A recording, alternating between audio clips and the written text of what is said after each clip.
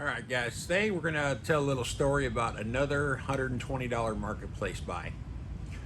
So I get this weird message. I shouldn't call it weird, it's just a message. This guy named Paige Smith, he's pretty active on the Facebook forums on the Nitro. And basically what I read from what he posted, because it was kind of a paragraph, is that I might be alienating some of my viewers by doing too many high-end builds. And I got to thinking, I'm like, I just did this $120 Savage. I actually bought this Firestorm at the same time. And then he got back with me later on. He's like, I had a headache. Don't misconstrue what I said. I love what you're doing, but do some cheaper builds. So I'm like, all right, that's what I've been doing. So as soon as I read that last message from Paige, I'm like, all right, so I got the Savage electric start remote done. So let's go ahead and grab this Firestorm, because I bought this when I bought the Savage 120. And from what I could tell by looking at it, it needed a roto start, it needed an upper deck, it needed a radio box, which for a Firestorm, for a short course, for a trophy truck, they're not hard to find. This thing only got discontinued probably 5 or 6 years ago, so parts are pretty well available.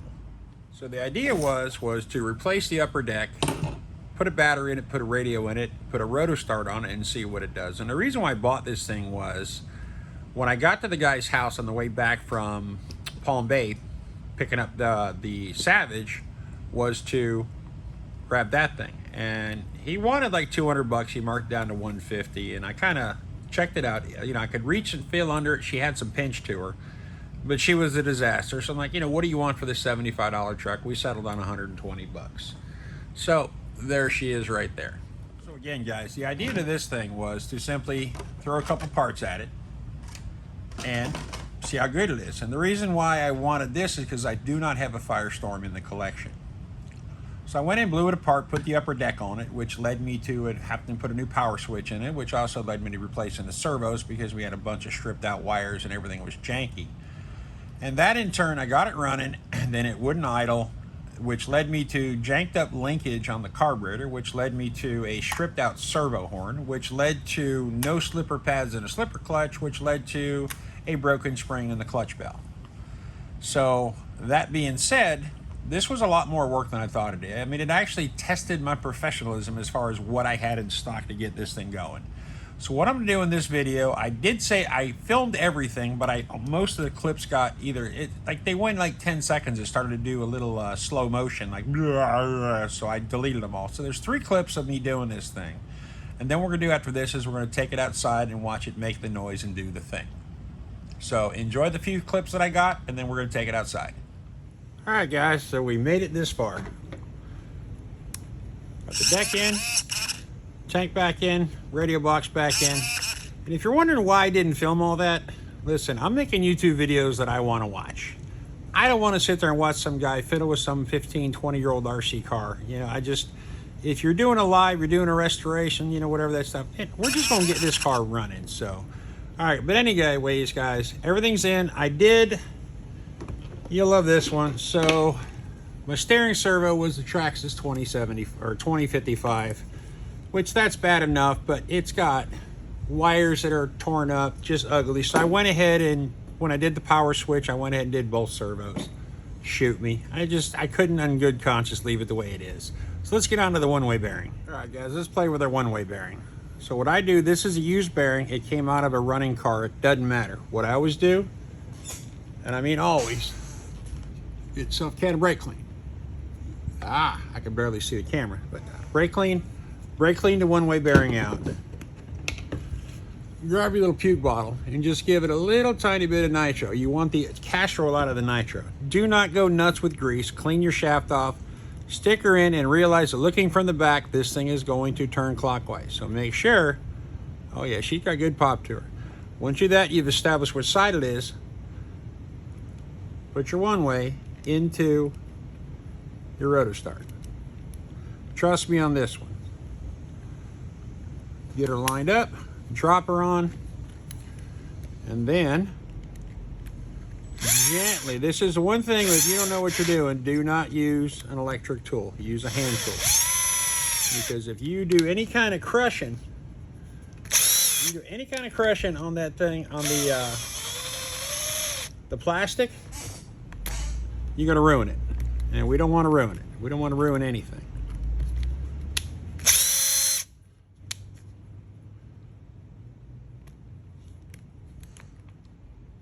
Probably would have been much better, easier if I would have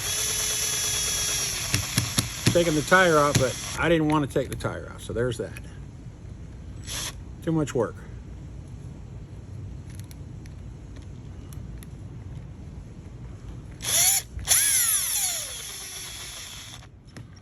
All right, cool. You heard that? It slowed down nice and easy.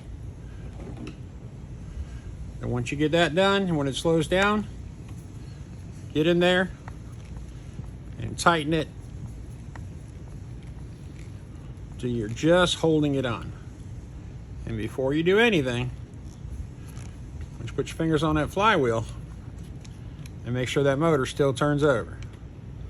Now if it turns over and you did the right thing, guess what? That'll turn if you go backwards on the motor. So we did the right thing. So that being said, we're gonna grab us a rotostart and we're gonna double check our work. Make sure she did what she was supposed to do. And she did what we're supposed to do. So next thing we're gonna do, grab yourself some 2016.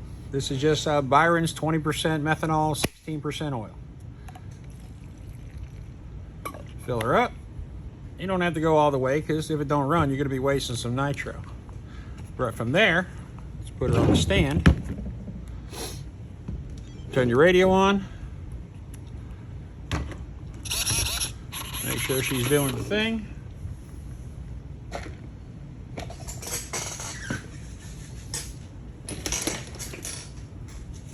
Should have had my glow stick ready, but I did not. I haven't even checked this plug. If it doesn't work, no biggie, we'll go grab another plug. But right now, she should make some noise.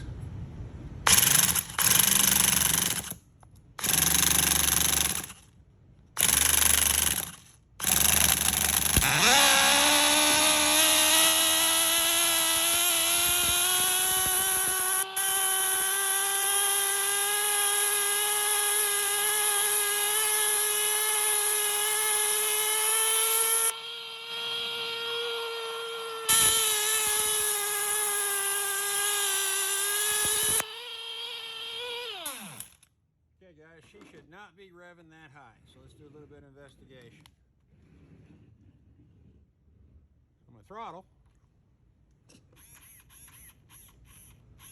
My throttle is closed, so why are you revving so high?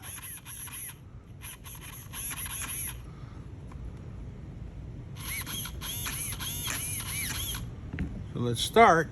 Yeah, she does have quite a bit of a gap in there,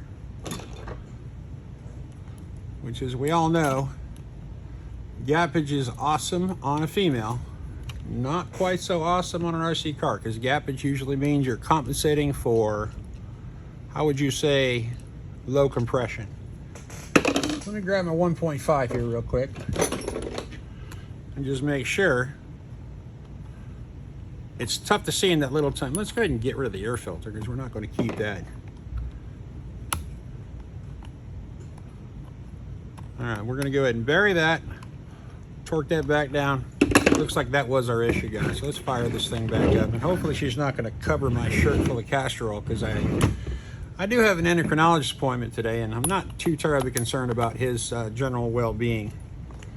I'm sorry, not well-being, but what I smell like.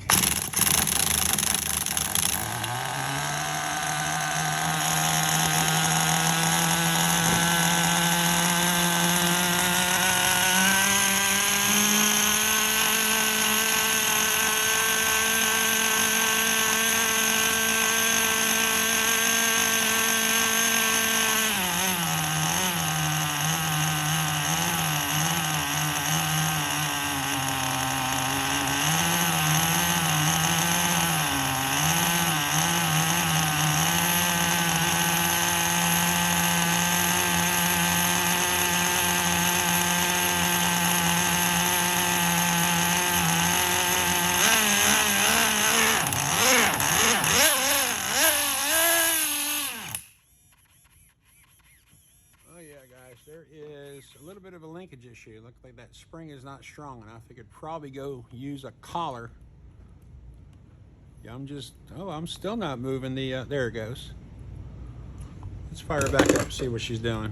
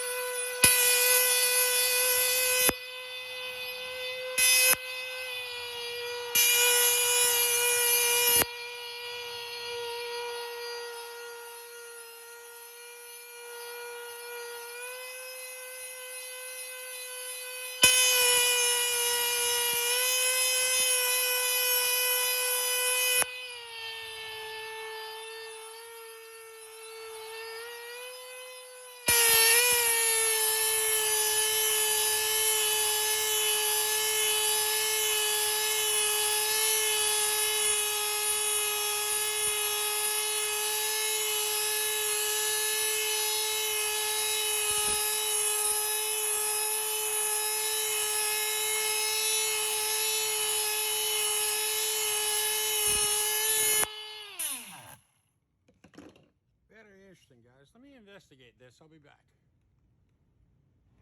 Guys, we was running really good, but every time I hit the brakes, she shut off again. Oh, the whole thing was janky linkage that was loose on the 5/16 nuts. I got all that squared up. Everything's center where it needs to be, but broken clutch spring. Every time I hit the brakes, the thing was shut off. So let me put this thing back together and we'll get back to business. All right, guys, so here's where we're at. We have a 4-gang AA battery pack for the back.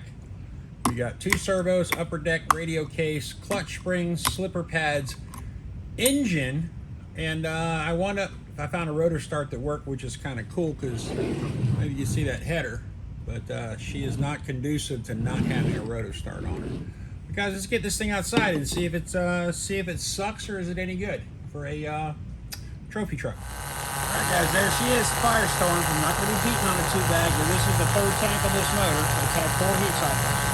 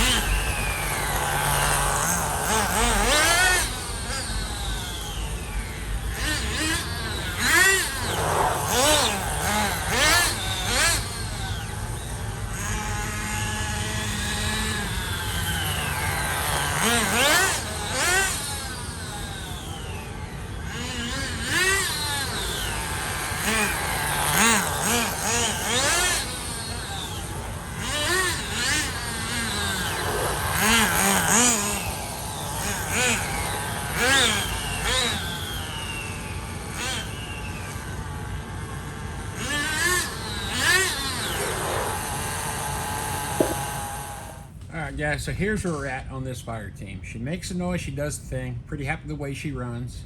Looks like I'm going to do a little diff tuning. They're tight. I think it's got a ball diff, I just got to tighten it up. But here's where we're at. We got 120 for the engine, 120 for the car. We got 25 bucks in servos.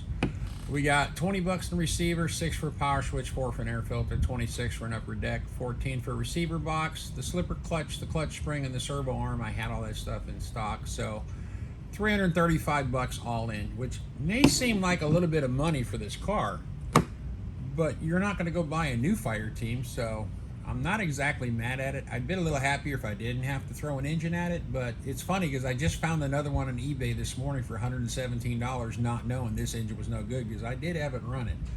But the point of that is that just because you feel some pop, you don't know if this motor's any good until you run it, heat cycle it, and try to refire it when she's warm, because once she got hot, she didn't have anything.